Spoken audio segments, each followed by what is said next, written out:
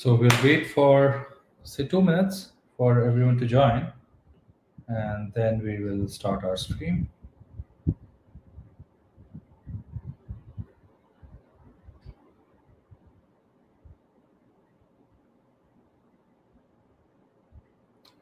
Let some people join, and then we will start the stream.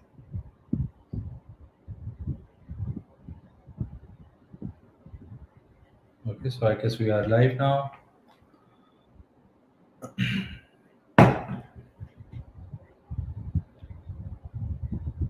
Okay, so we have 14 people joining right now. Without wasting much time, we will start in another minute.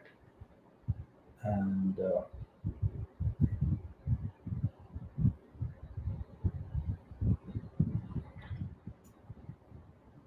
so, hi, good evening, everyone. We are just waiting for some more people to join so that they don't miss out on our today's session. We are handling security 101, and we'll be covering certain aspects of uh, security operations as to how to manage security operations in an enterprise. It's a basic session. It's not going to be a deep dive, but yes, slight amount of deep dive will happen today to understand the mechanics of you know how to carry out security operations using certain tool sets, because that's what uh, our community requests, that we do not have complete understanding, we do not have hands-on experience. So today I'll be touching a little bit upon security operations for the next, say, 40 to 50 minutes. I'll give you a broad outline of how security operations are managed in an organization. So this is where the crux of hands-on experience, which people ask, how do I get hands-on experience? We will discuss that. So it's a two-part series. Part one is to make you all understand where the tool sets of SIEM, EDR, XDR, SOAR fit in. Okay. Once that is understood, that is when we are going to, in the next session, because 1 hour is not enough to properly explain and demonstrate live as to how to handle security operations for an organization. Right. So that's our focus for today. Okay. Right. So who am I? For those who are not aware of who am I'm Colonel Shivajit Nahar, retired from Indian Army, and I am, into the cybersecurity space now. We are training people. We are carrying out managed services for our clients. Okay. I've been in the Indian Army for 24 years, and it's been almost 2 years I've retired, and I ventured into cybersecurity as my startup, which is now very very in thing in our country. And I said, let's utilize the experience of the Indian Army, whatever we have learned, and see how it aligns with the outside world. With that, I started, and we built a little community. We've brought in our best practices of what we learned in the army into the domain, and we saw that this is something which we do very similarly in the corporate world and in the armed forces or in the government streamline. So with that as a background, I'm not some cyber expert. What I try to do is, whatever knowledge I have, I try to share with the community, because there's a huge skill gap when we try to get people who are really hands-on. Even if you are hands-on, you do not get a complete perspective. And I'm not trying to be a professed cyber expert, but yes, I'm trying to be one, and I'm a continuous learner. Right. So with that as a background, let's move to brass tacks. Let's see what is the scope for learning today. Okay. So our scope for learning is basically how to manage cybersecurity. Right. First thing is, I'll touch about how to manage cybersecurity, where the tool sets comes in, where security operations come in, right? How to monitor, because if you are not able to detect something, if you're not able to monitor something in your environment, uh, probably you will not be able to respond. So unless you have a very very clear understanding of as to how to operate a security environment, how to have a look into your environment, you will not be able to respond to the threats which are emanating in your organization, right? So you'll see how SIEM or security incident event management systems helps you in detection of threats, right? Then we will see how EDR, that is endpoint detection and response, and network detection and response systems, help you in carrying out your security operations. Right? And then we will finally come on to the sequence of where enterprise cyber response can be managed using XDR, EDR, and NDR. Right. So this is not a very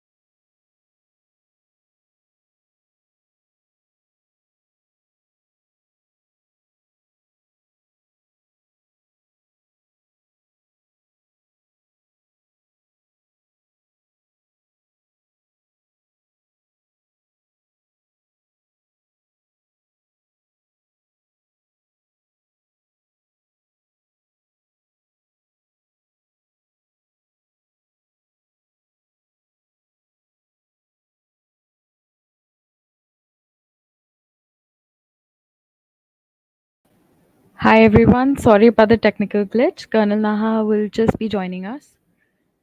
Just give us 1 minute. Colonel Naha, if you're ready, you can join us on stage.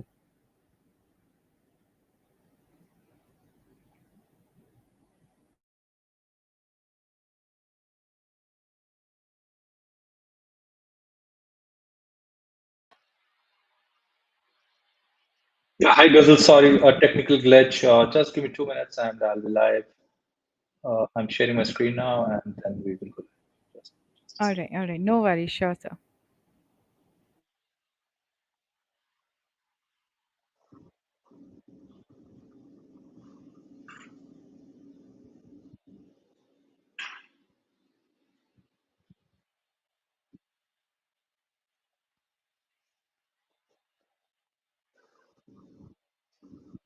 Hi Gazal, can you confirm my screen is visible, right? Yeah, I can see the screen. Sorry guys, Yeah, hi, sir. Yeah, sorry for we this can see you and small hear you. glitch. It's an availability attack due to some power issues at my end. But notwithstanding, I'll find a workaround and I'll do it. Initially, I connected my iPad to show some data flows, but now what we will be doing is I'll try to draw it right on the screen itself. Right. So today's aim is to understand security operations and where security incident management systems, endpoint detection and response, extended detection and response systems, which are used extensively in today's enterprise security operations. We'll see as to how those can be employed in our overall security operations. Who am I? I introduced myself. I flashed it on the screen. uh, I'm Karan Shubhajit, retired from Indian Army, not a cyber expert, trying to be one. And it's a continuous learning journey. Whatever I'm learning, I'm trying to impart it with the community. Right. So, what are we trying to learn today? What we are trying to learn, how to manage cybersecurity for an enterprise, for an organization. Uh, we will see how cybersecurity monitoring is executed using SIEM systems. How can we build up response strategies using endpoint detection and response, network detection and response, uh, and how enterprise cybersecurity is managed using extended detection and response. And then finally, we will close the session with what is an XOR system and where does XOR fits in, right? I'll be also giving certain use cases due to certain technical issues. Probably I'll not be so, because I don't have my iPad. I've got a little handicap today, but still I'll try to draw it on whatever tools I have. I'll try to do it. Right. So let's come to certain sessions. I'm taking into consideration that you understand. We're not touching any basics today. We are not going to understand what are cyber threats, what's a malware, we are a part of that. We take it into consideration that you have understanding of basic threats and how they emanate, how they affect the system. What we're trying to see is once a threat has realized into your system, a threat has come into your system, and then how do you react to it? Our main session today is to how to react and where SIEM, EDR, XDR, NDR, SOAR, SOAR solutions fit in, right? We will try to explain three use cases. I might also explain certain other use cases which are very common, which we face on day to day when we operate on clients' products or systems or enterprise systems, right? That is the use case. So I'll be showing, say, one use case is suppose a denial of service attack, a distributed denial of service attack on a enterprise web application, which is a key web application for generating business revenue. Okay, that's first use case. Second use case is say a hacker or an attacker has been able to you know infiltrate. First use case is someone who's trying to infiltrate into your systems. Do you have the observability that someone who's not your authorized user is trying to get into your system? That is the first observability we will try to check using SIEM. Second, what we will try to say is, say if they have been able to be successful inside your enterprise and now they are trying to escalate their privileges and trying to now increase their persistence and trying to flow inside your system and trying to now access your critical data or trying to implant a ransomware inside your system. How can you check that using SIEM, EDR, and XDR systems? Okay, and then one use case which we will see is how to manage insider threat risks.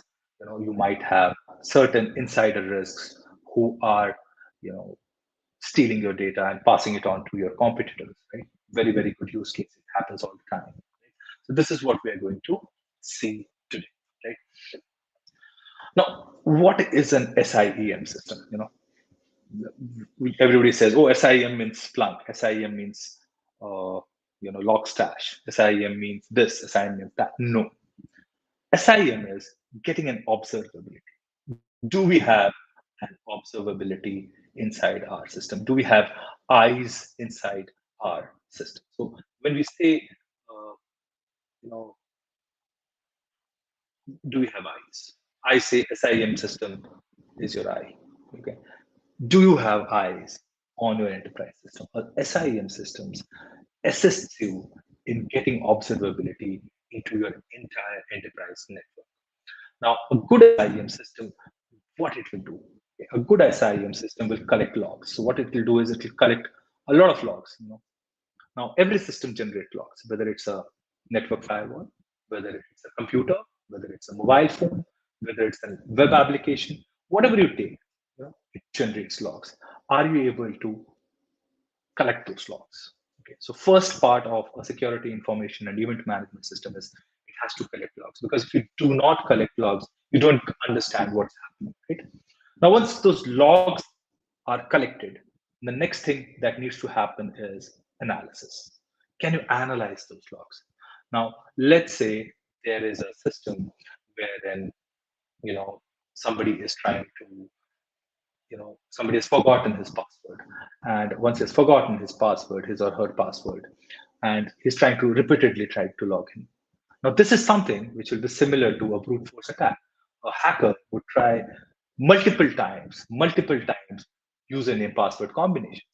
Okay, now once that happens, okay, can you say that is it an authorized user who has forgotten his password and trying to access a system, or a hacker has been able to socially engineer your user, got the username and password, and now he's trying.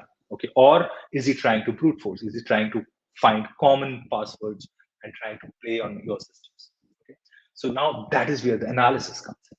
Okay, and then you are able to correlate the event. Now, what does event correlation mean? Now, say I'm authorized user, right? I'm an authorized user. I'm trying to access my company's, application. Okay, so that application may be an email application. That application may just be a ERP system, whatever. Okay, it might be a cloud interface. It might be some Salesforce dashboard which you use in your organization. Now, it's got a username, it's got a password, and it's got a multi-factor authentication, right? That is the use case. Now, if that is the thing, can you do you have the visibility to see that an authorized entity has tried to log in into the system? Due to some issues, he has forgotten his password and he tried one time, two times, three times, and still he forgot. Now, what is it that will help you in determining that is it a hacker-based activity or is it an authorized user-based activity? Now, the first correlation would be if it's an authorized user, is he coming from an IP address which is registered with you? Okay, so that means if that entity is sitting inside your building, sitting inside your office, now your office has a very well defined IP address scheme. Now, as a SOC operator, SOC analyst, the first thing that you would try to see is this entity, is it trying to log in from an internal IP address, right? It's a first marker. It's a first, you're trying to trying to find first indicator of compromise. Okay, so first you have established the IP address. So that is your first correlation, right? Second thing you say that, okay, this particular access is happening at night 2 o'clock. Is this user authorized to access a system at this particular time, right? This is my second correlation metric. I'm trying to see that this user works from India, is supposed to work from 9 to 5. However, this user is trying to access this dashboard at night 2 o'clock. Does it sit well? So now this is my second, event correlation. Okay, and the third thing would be behavior. What did he do? Okay, so sorry guys, I'm so sorry.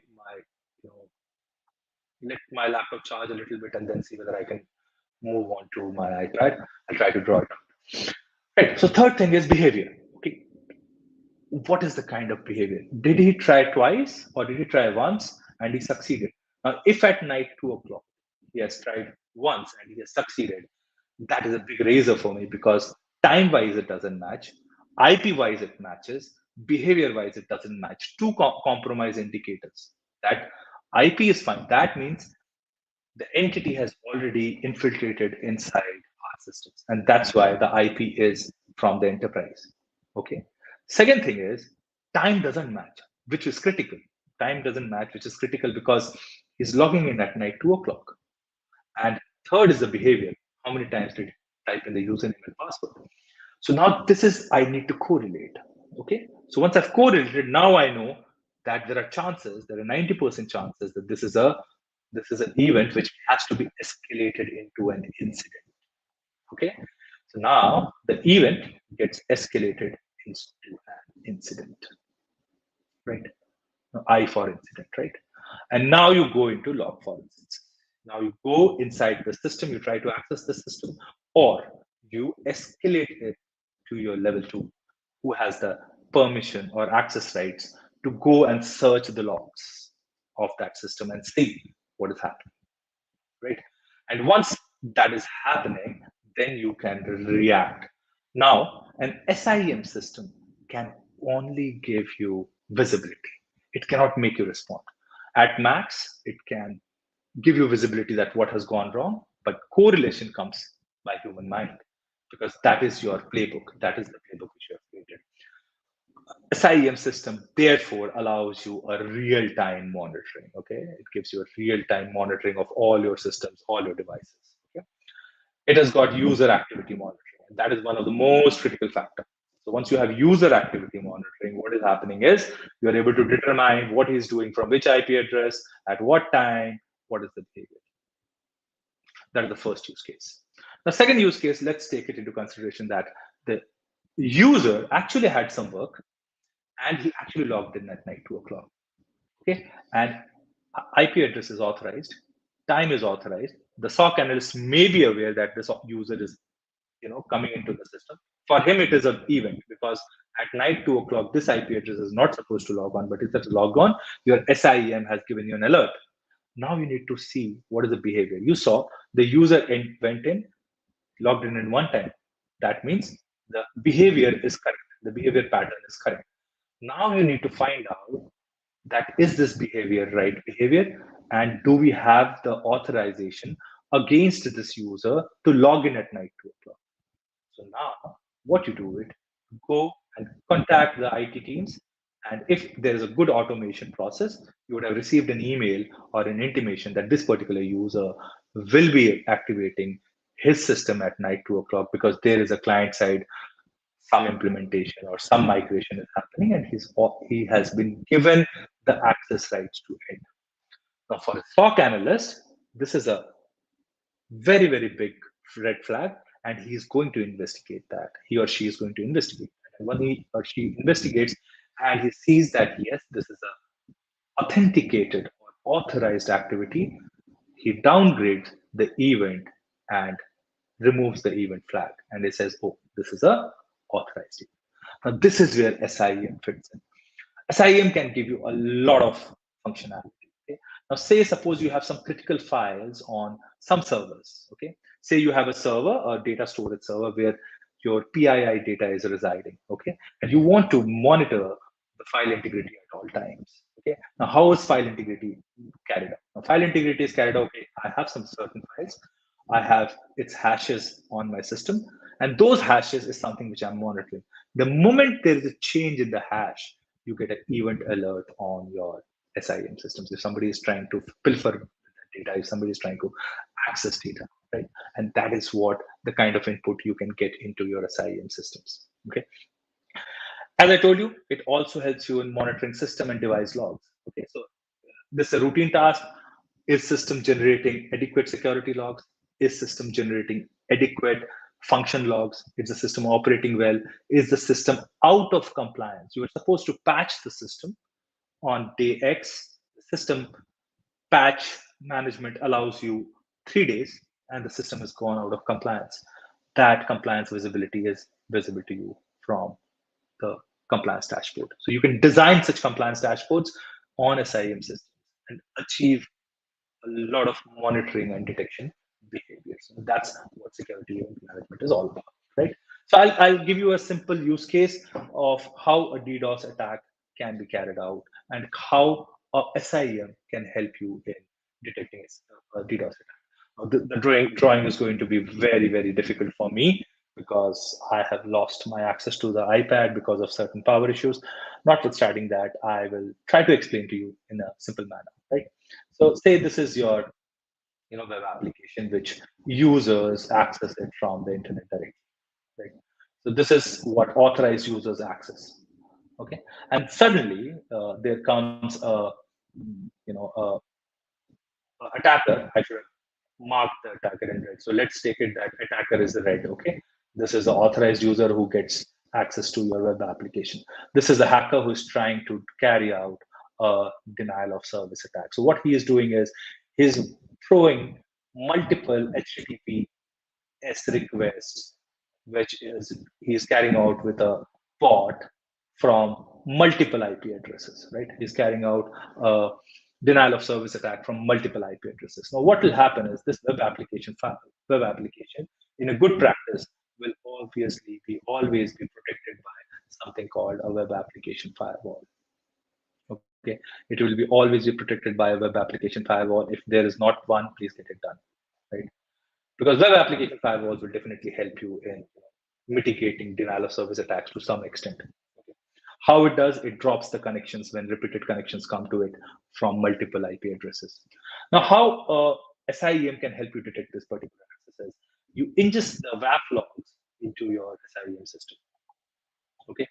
And your team is sitting, and this is a business critical, application. So what is happening is you have a business critical application which has been continuously monitored by your SOC team using an SIEM. Right? So your SIEM systems are here, and you are trying to. I'm so handicapped today. Sorry, guys. Sorry so much. But still, I'll try to explain. I'll not waste your time. So you have a SIEM system where you're ingesting the logs. And what are the logs showing you? Logs are showing you what is the IP address of each request which is coming onto your web application. Okay. And what is it doing? Is it open? Is it a get request? Okay. Or is it a post request? Okay, what kind of request is coming to your web application? Now, generally in a denial of service attack, what will happen is there will be a consistent get request from thousands of bots, okay, which are going onto your web application firewall. Now, what will happen is you will set up a threshold that if from a single IP you get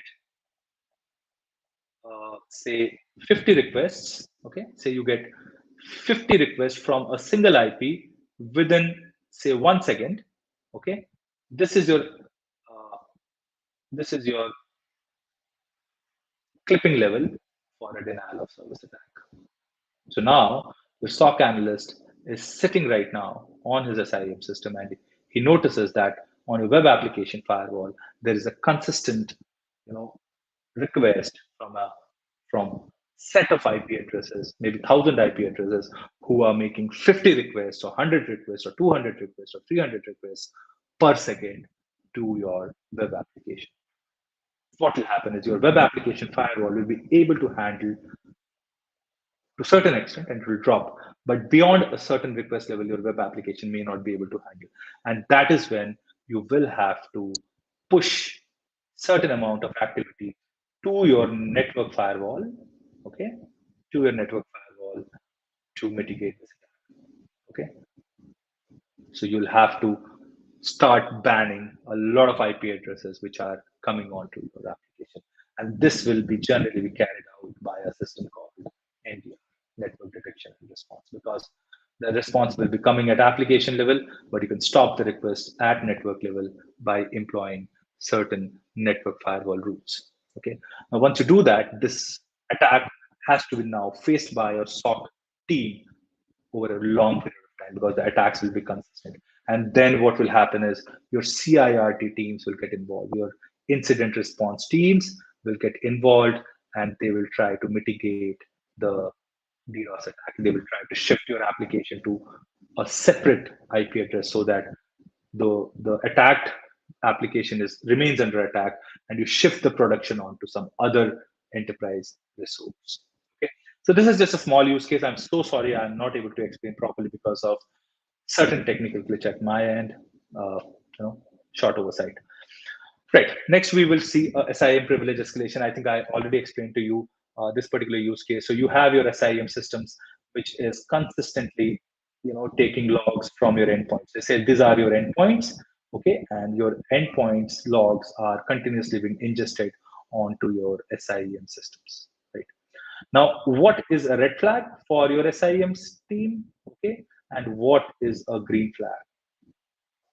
Okay. So this is where the team has to, maybe classify an incident.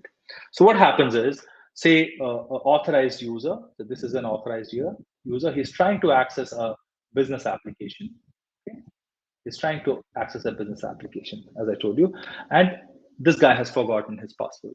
Okay, so once he's forgotten his password, he will try once, he will try twice, he will try 3 times, and then he will get probably locked out. If he gets logged out, he will go and try to escalate. He will try to go and escalate his password reset request with his customer support or his technical support. Or if your organization has a self password reset mechanism, he will try to do that. Now that is something which is a very, very authorized workflow. But what will happen if a hacker has access to your business application? Okay, now the red entity. Okay, so what will happen is a hacker has come in.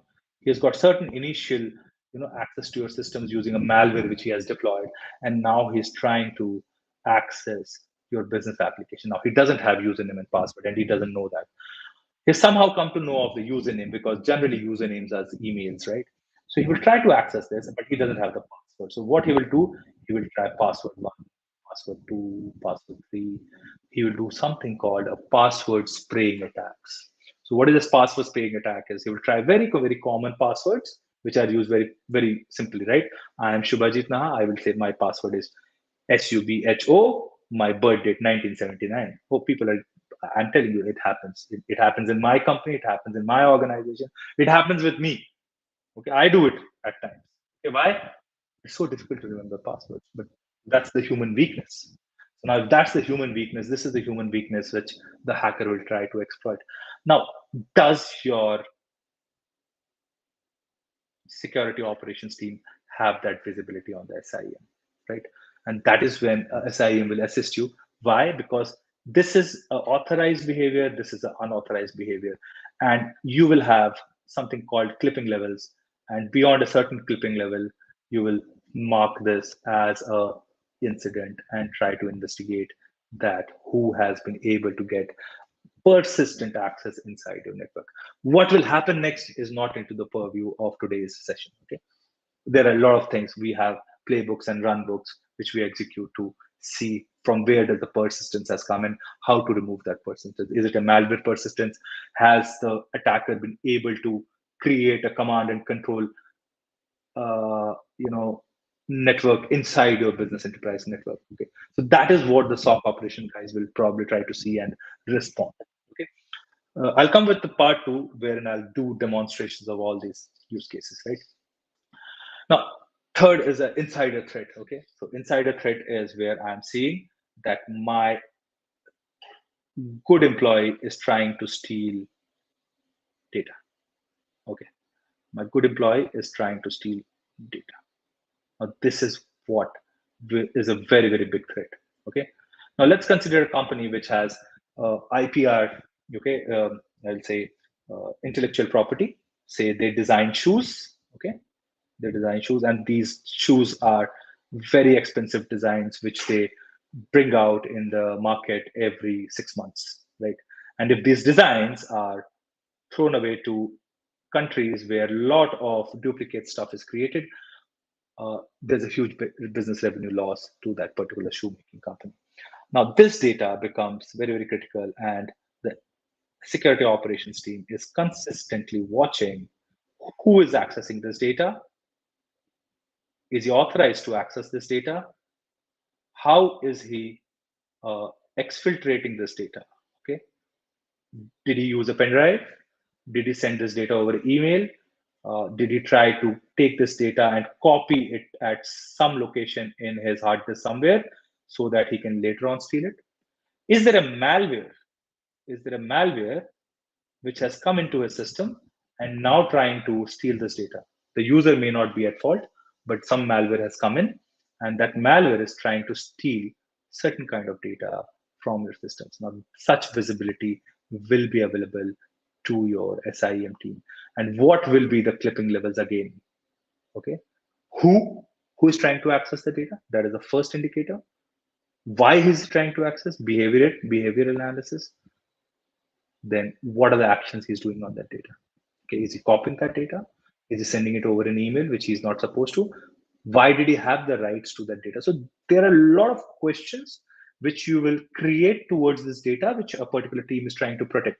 So in case of a business interest, like in this particular case, right, wherein I'm trying to watch the data and I'm trying to, for me, this IPR data is very, very critical. So I will have a dedicated team to, watch this data. So is this data labeled properly? Is this data classified properly? Is this data encrypted properly? Where are the keys stored? Who's trying to access the keys? These are my data points. And am I ingesting these data points into my SIEM system is the biggest question, right? So once I ingest that data into my SIEM, I can create dashboards and see, because humanly it is impossible to go through the logs. What SIEM systems help you is it gives you a visual representation of what is happening inside your enterprise, right? So this is what SIEM is all about. I'm so sorry today. I'm really, it's a fault at my part, but then I will again take it with a better, visualization as possible from my end. As such, I'm planning a detailed hands-on, the stream next time. Okay. So next we come. So SIEM systems give you visibility, right? So we have visibility of what is going wrong. Okay, fine. You have detected what is going wrong. What's next? You need to respond, right? Now, endpoint detection and response systems are systems which are basically, what are endpoints? Everything is an endpoint. Your laptop is an endpoint. Your server is an endpoint. Your network device, your switch is an endpoint. Your router is an endpoint. Your firewall is an endpoint. Everything is an endpoint. Your mobile phone is an endpoint. And data resides everywhere. Access resides everywhere. Okay. So now, if there is an unauthorized access to your device, there is an unauthorized stealing of data from your device, from your network storage, from your cloud storage, can you respond? And this is where endpoint detection and response systems allow you to mitigate your threats. Okay. So what are endpoint detection systems? So endpoint detection response systems generally work in pair with your SIEM. So if you don't have visibility, and EDR has got no value. Okay. Now EDR systems have got certain amount of autonomous actions, right? For threats which are known, they can respond automatically, right? We are building our own EDR systems today, right? We know that if there is a denial of service attack, if there is a data storage of critical data, we can automatically respond. We can write scripts which can be executed automated in an automatic manner to contain. So say there is a privilege access, which we saw in the SIEM use case, wherein somebody was trying to access your business application, who's an attacker and trying to do a brute force attack. Now, can my endpoint detection and response system block this particular access for, say, 24 hours? So what will happen is the brute force attack will automatically die down because you've blocked access to that system for 24 hours. So what EDR systems do is they give you certain behavioral analytics. They have certain database of known attack patterns, and they match those patterns with what is there in the database and automatically execute the threats which are happening inside your system, right? So how basically an EDR system works is you have a lot of endpoints, from which, so you have laptops, you have mobile phones, and what happens is you are ingesting a lot of information into your systems which are based on database, because they have huge databases, right, in which there are a lot of signatures of threat attack patterns. Okay, you're continuously monitoring. What you do is you collect telemetry data from your endpoints, ingest them into your EDR managing system, and you're continuously monitoring what is happening on your platform, what is happening in your application with the known threats which are there in the database. And that's how a EDR system works. And based on a match, it will try to automatically kill the process which is trying to harm your system, right? Now, this is as far as there are known systems in your known threats in your system. What if there are unknown threats? What if your database does not have the signature of a threat into your database? In that case, you have to do behavioral actions, and behavioral actions involve automatically killing the system based on baselining. So what is baselining? You know what is a known behavior of a system, and once your system starts going out of known behavior, your EDR system responds and puts your system into a secure mode. So that's how EDR system. So we will show a practical demonstration once we do it the next time, right? Now, whenever threat actors try to do something funny, try to do something, your behavioral analytics and your database analytics systems both work together to isolate the threat and kill the threat, right? Right.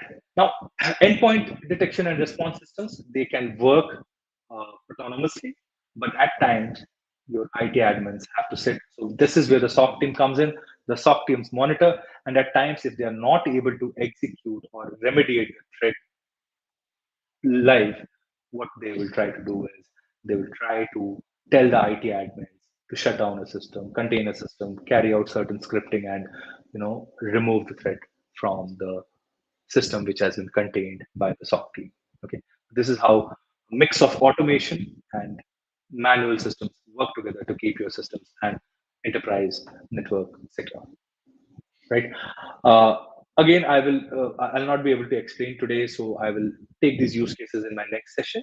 I will come straight away to what is an NDR use case. So NDR use cases are basically EDR is endpoint detection and response. NDR, can be functionality inbuilt into your EDR.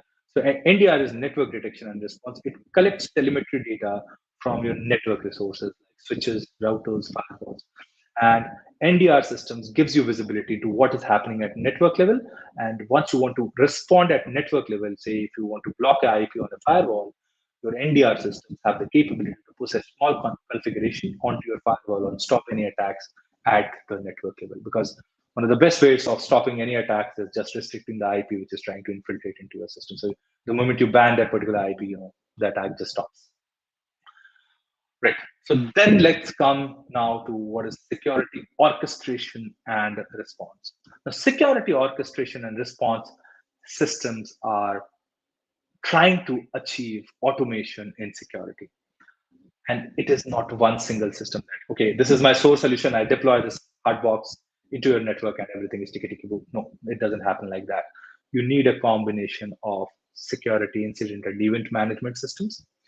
You require certain threat intelligence data to come to you that what are the evolving attack patterns which are happening in your in the overall internet ecosystem, and then based on that, what should be your response. So now what happens is you are proactively designing your response based on the threats which are developing. So say your threat intelligence team says there is an evolving ransomware attack based on delivery of a malware, creation of a command and control, delivery of a malware stealing, your password stealing malware, and then persistence. So if you know that attack pattern, you create a proactive response and push it into your system, which the moment it detects that kind of an attack, it will push a response even before you have a detection, right? So that is called security automation and response. You will not be able to have security automation and response if your SOC people are not sitting and configuring SOAR at all times. So what SOAR does is proactive response to any threats which are emanating and but not come into your system. They're emanating. You are continuously watching the internet, dark web. You have your threat intelligence platforms where you're watching what is happening, and then you are trying to automate proactively, creating runbooks and playbooks to mitigate the threat if it comes into your environment. So how source system works is, you have a combination of something called, security incident and event management system, and they give SIEM alerts to your source systems, and you create playbooks, okay, based on, whatever threat intelligence you have. So you can have a manual playbook wherein certain threats which you cannot mitigate automatically, you might need a manual interface, and that. But known threats which are there in the system, combining EDR solution, SIEM solutions, and certain level of scripting levels, you can achieve SOAR operations, wherein you can automate threat mitigation using known attack patterns. But for unknown attack patterns, you will still require a manual interface, right? So you can have multiple levels of automation. You will have defensive automations where you consistently know what is your attack surface like, who is going to attack you, and what kind of automation you require, what kind of scripts you want to write, that if this kind of attack happens, what should be the response. If a DDoS happens, if a threat persistence happens, if a malware delivery happens, if a phishing attack happens, what will be a response. You create a response strategy, you write a playbook, you execute that playbook using what is called security automation and response strategy, right? So based on that, you have multiple actions which take place. We will demonstrate in our next session sometime this month, later this month, of whatever we have discussed. Okay, and we will run through again, and we will actually physically demonstrate to you using a Sentinel SIEM system and Defender EDR, right? Right. Now, this is a small phishing use case using a SOAR system. So say you have a SOAR system implemented. How will you create a phishing playbook? So what is the phishing playbook? That some email has come to your entity and they have ended up, clicking on that particular phishing link, and a malware has been delivered because somebody clicked on your malicious link, right? So what happens is, once the email is received, right, you parse the email and you see what is the content of the email.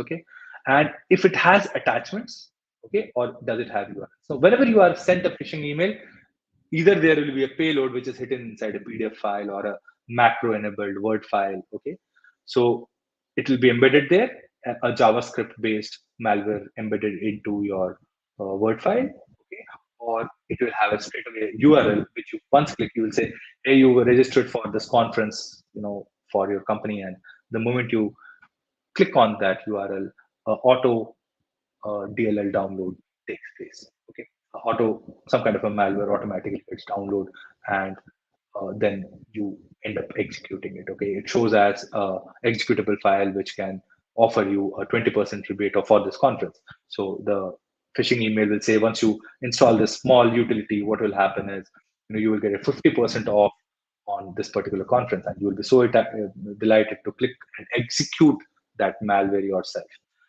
Now, this is where the automation takes place. What happens is, the source system will send this URL to a threat intelligence platform like VirusTotal. Okay, so VirusTotal gives a variety of threat attack patterns and their hash value matching, and VirusTotal will be able to tell you that this URL is authorized URL or not. And based on that, it can classify your email as malicious and directly automatically delete the email, right? Now, in case you have been sent an attachment, if that attachment hash is calculated and you find a malware hash, again, that hash is sent to the VirusTotal and it matches the hash. And if it is again a malicious payload, it will delete the email, right? So this is how a SOAR operation can be simply automated using nothing but SIEM and EDR. This playbook can actually be executed with SIEM and EDR system. And what you achieve is security automation and response. Security automation and response is not one single system; it's a combination of multiple systems, which you create in your organization on a daily basis. In a very very threatened environment, you create daily playbooks, daily run books, depending upon what threats are coming, and I mean, are being I'll say, once you look into a threat intelligence platform like MISP or VirusTotal, you'll come to know what are the threats which are developing on a daily basis. And once that happens, you can create those playbooks on an environment to contain such attack patterns. Right. So what will we cover in part 2 now next time is, we will demonstrate SIEM system using open source SIEM and XDR called Wazoo. Okay. Wazoo is an open system, open platform, open source SIEM and XDR. You can install it in your own laptops. You can go to AWS and spin up a SIEM XDR system on AWS for as low as $1 per day. Okay, you set up a system. You want to learn how to work on an SIEM system, log into AWS, create account.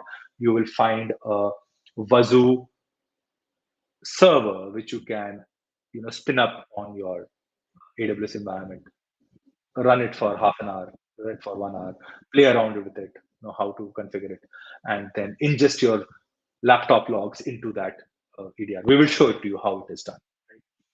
Uh, we will also show you a demonstration next time of uh, Azure Sentinel SIEM.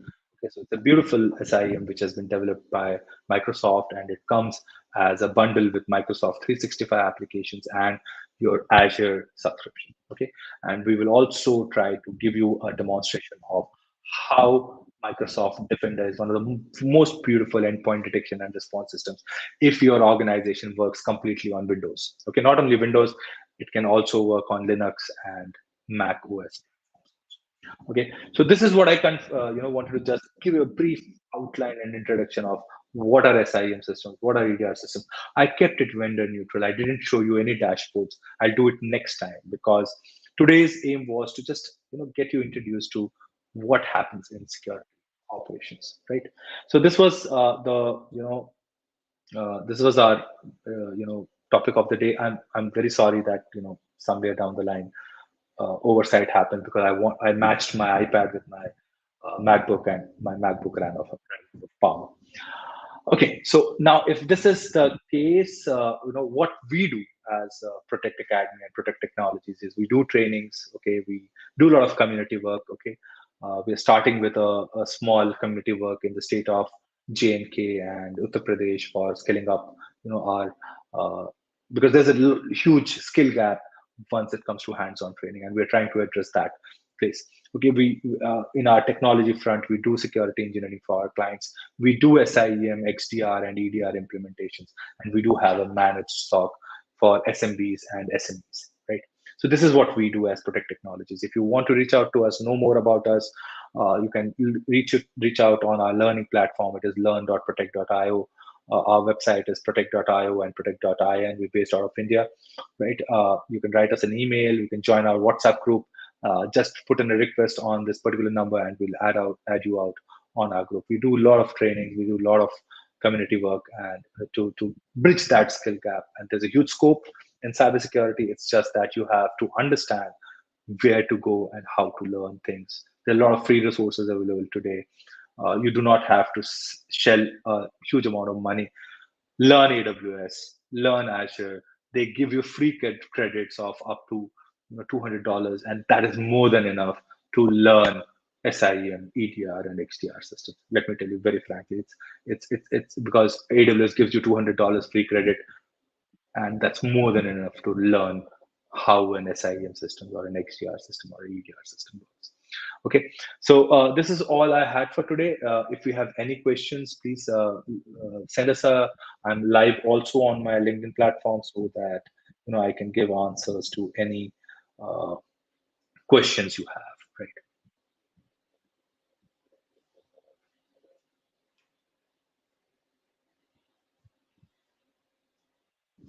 So I'm open for questions. Please ask, and then we will, we'll take on questions. If you have any questions, we will take it on. Please type it out on the chat, and we will.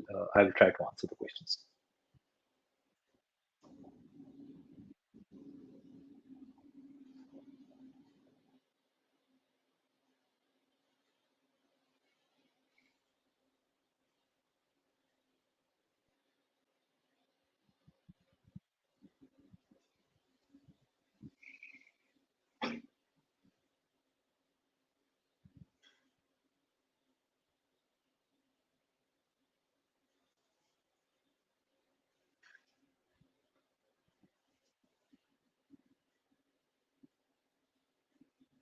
Please type out your questions, and I will try to answer. Yeah, Palo Alto uses XOR, Cortex uses. There are a lot of use cases, but the implementations are definitely a challenging thing. And so, yeah, but source systems, they take time to mature. And once you reach that maturity, of course.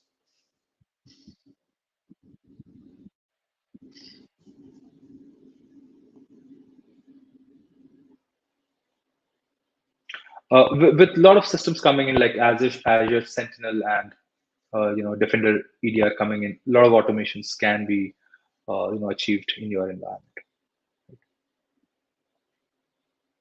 Right. If you have no questions, then I'll wait for another 2 minutes. If there are no questions, then we'll close this session. If you have any feedbacks for us, please do let us know. We will start conducting technical sessions, hands-on sessions, and we'll give you a good insight of how to, prepare for the cybersecurity world. It's an interesting world. It's a very highly interesting world.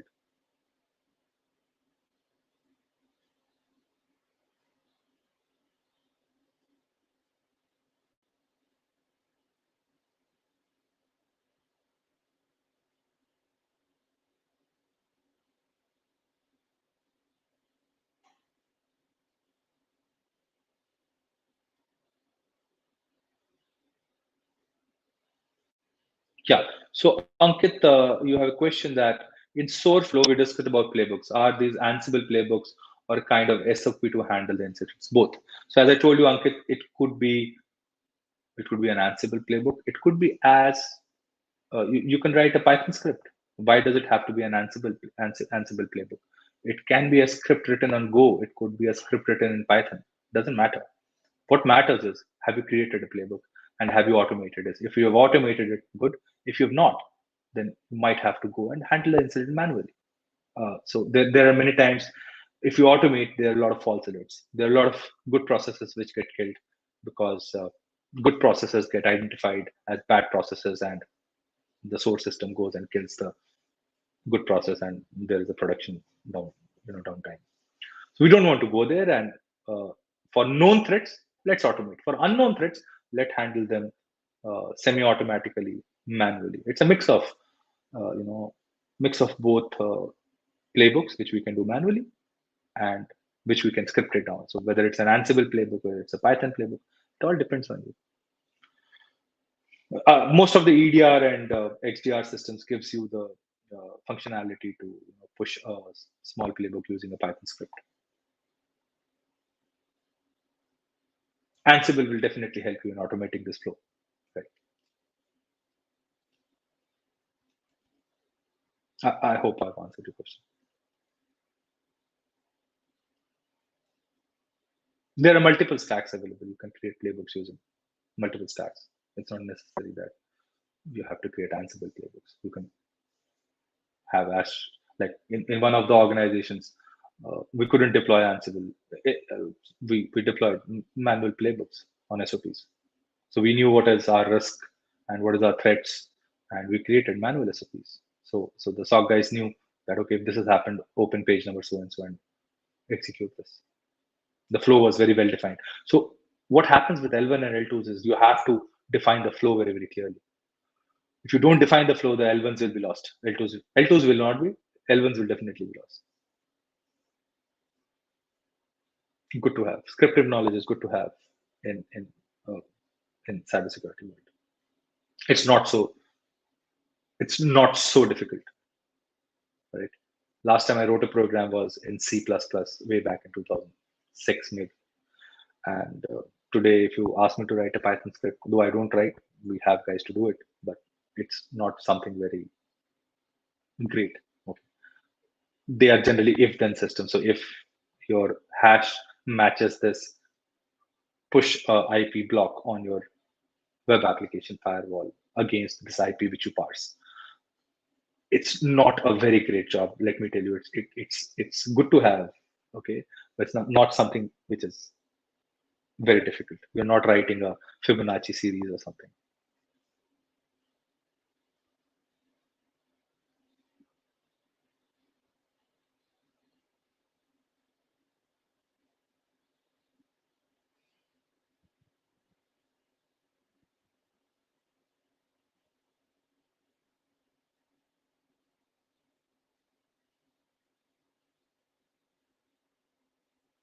Right.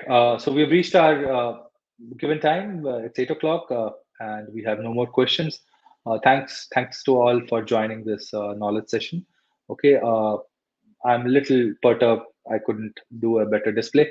Next time, something like this will not happen, and we will try to be, we'll try to have much more coordinated effort as far as the streaming is concerned. Okay.